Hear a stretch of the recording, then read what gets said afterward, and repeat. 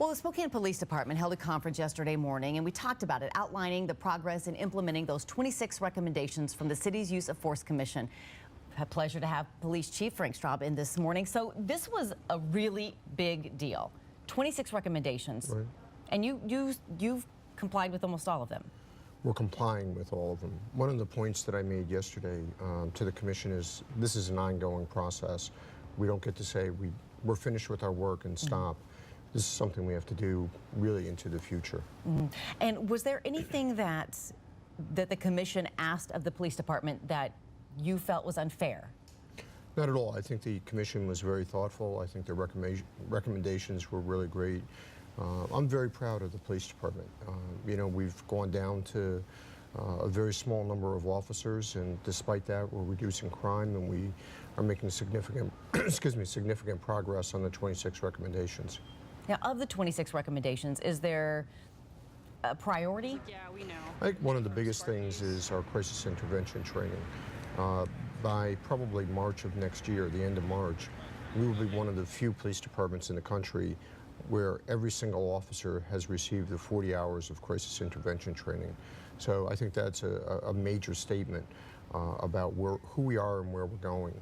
And again, I have to emphasize, tremendous men and women doing exceptional work, despite sometimes very few officers being available. For us civilians, what does crisis intervention actually mean? It's how to de-escalate situations, how to recognize persons that are in mental health crisis, and then a series of techniques to work with them. And again, it's recognizing somebody's in crisis and then introducing de-escalation techniques with the hopes of not having to use any level of force.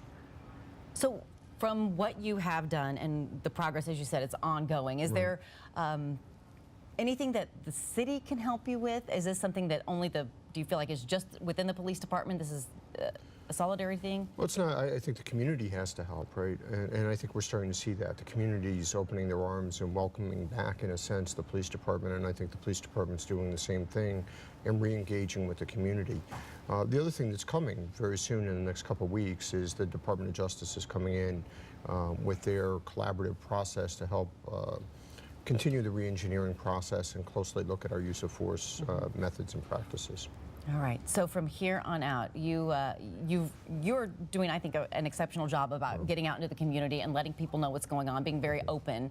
And I know that that was one of the points that you tried to bring about when you got this position, is being transparent. Well, I used a quote yesterday for Sir Robert Peel, who started the British Police Department. You know, the people are the police and the police are the people, and I think that's a very true thing. You know, the folks in our community pay our salaries.